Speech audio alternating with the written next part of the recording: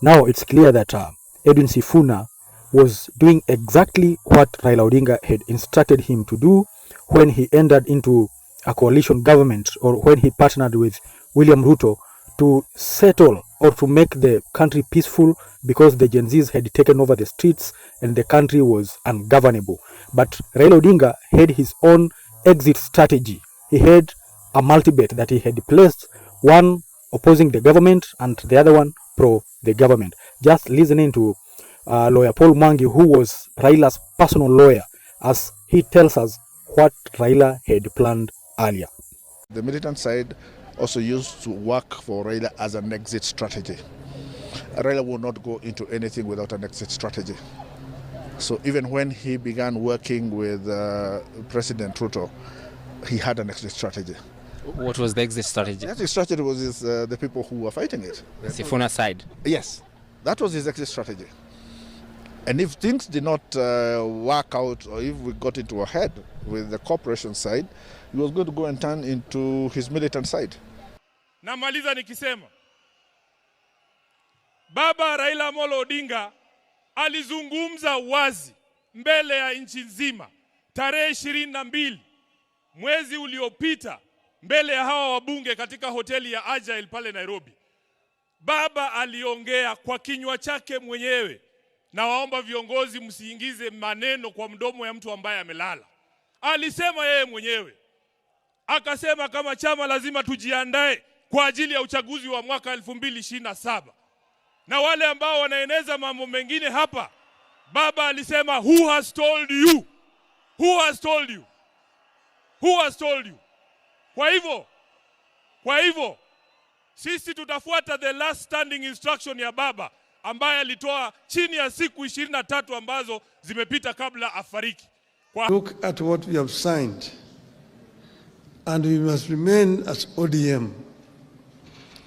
And we've signed and agreed that we'll work together up to 2027. We have not passed any resolutions as a party to say how we are going to go into the elections of 2027. So wherever you are, don't commit the party to some things which have not been discussed. Let those things be discussed first. We are ODM. Who's told you that ODM will not have a candidate in 2027? Who has told you? So first, think as ODM. We have a clear plan that we have negotiated and we have agreed on, and let us continue to implement that plan. Other decisions we'll take when the time comes. As members of ODM, must remain steadfast, and we must work to unify ODM as a strong political party. Yes, in a political party, there's always differences of opinion on some issues. But the political party itself must have a firm stand on a particular issue. And that's why people can talk, and talk this way and this way.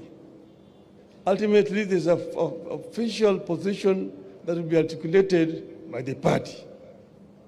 And the spokesman of the party is usually the Secretary General, Mr. Sifuna.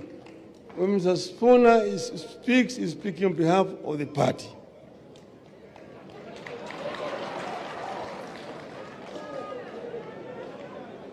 But then, Mr. Sifuna, saa ingine hapana kuwa chungu sana.